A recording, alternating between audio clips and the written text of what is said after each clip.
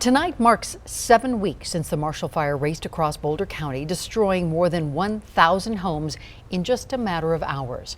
And not only is the Marshall Fire the most destructive fire ever in Colorado, it is also just one of two Colorado wildfires to break out in what's considered an urban area. Now, the first, the Waldo Canyon Fire, which destroyed nearly 350 buildings near Colorado Springs. That was the summer of 2012. Tonight, Denver 7's Russell Haythorne gives us a 360 look at the recovery from that fire and what could come for rebuilding efforts in Boulder County. So one of the things is we had to have a music room. Carla Alber's home is quiet and peaceful now. Much different than the war zone her neighborhood resembled 10 years ago this coming June. Some people say, well, why would you want something about the fire on your wall? Doesn't that bring back bad memories? You survive something and something beautiful can come out of it. But still nobody thought a fire would come into the city. So this is Majestic Drive in Parkside. I believe 160 out of about 190 homes burned in this neighborhood. The Mountain Shadows neighborhood was hit hardest. Gives me goosebumps. It's all I can do not to tear up. Eddie Hurt was Community Association president at the time. 90% of the homes in here burnt to the ground on June 26. Colorado Springs is considered a model of success for how quickly it rebuilt after the devastating Waldo Canyon Fire.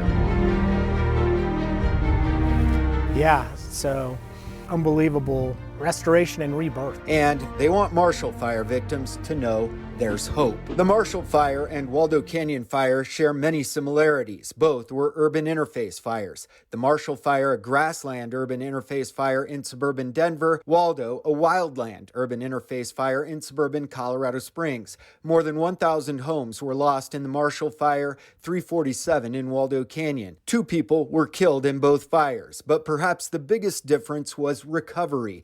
In Waldo Canyon, debris removal started just 2 weeks after the fire.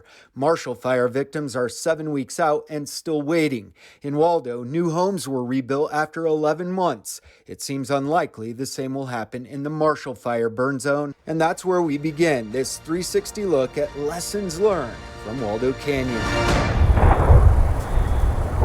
The visuals of the Marshall Fire are very similar to the visuals that we saw of Waldo Canyon. I made decisions. It started with a no-nonsense, business-minded mayor contacting a good friend, Bob Cutter. Probably can't say no. The night of the fire. And I said, okay, look, you need to head this up. We're going to get out of your way. The very next day, Who does that in the middle of a fire? a recovery plan was already in motion. That's so forward thinking. Shortly after that, Colorado Springs Together was created. If you don't get going right away, people get discouraged and they don't come back.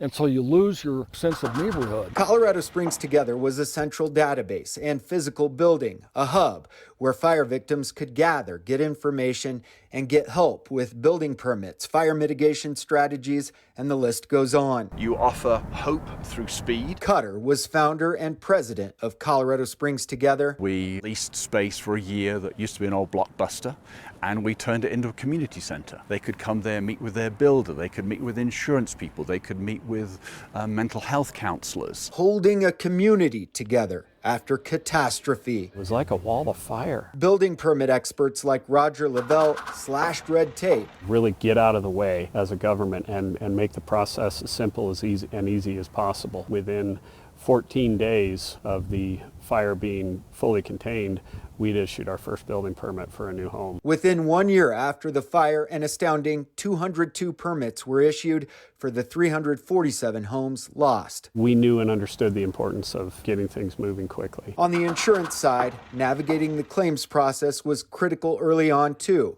John Putnam took the reins there. We were underinsured here in Waldo Canyon, but we overcame by finding pots of money elsewhere in homeowners' insurance policies. Buried in the policy, there's 5% debris removal.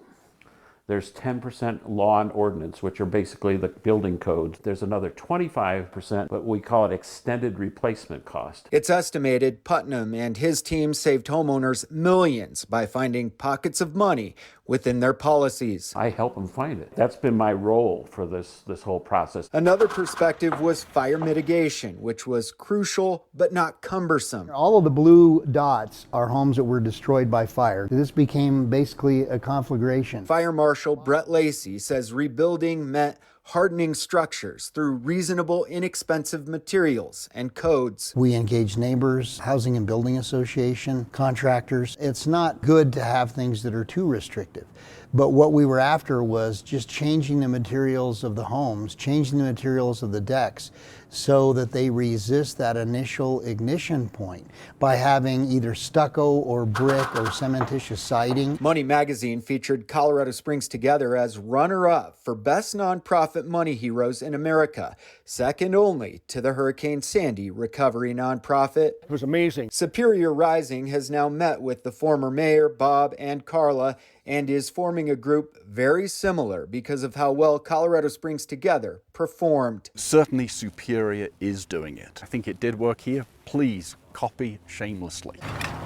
In Louisville, there's fear among many fire victims the green environmental codes for rebuilding will push people to the brink and eventually force them out. A code like this was intended for the 5 or 6 homes that are being constructed in a year's time, not 600 people that are homeless. If I could send a message to the people up there, it's please don't do that. Carla worries for those victims. You're not going to get that community rebuilt if you're going to just insist on these things that are a lot different than what they lost. You can't expect government to get it done, at least not expeditiously. Government's not organized that way.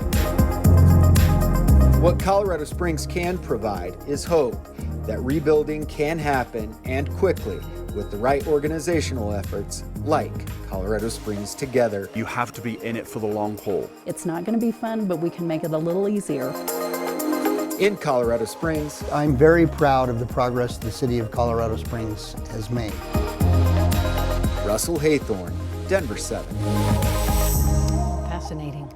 And a new poll shows most Coloradans are growing increasingly concerned about the threat posed by wildfires.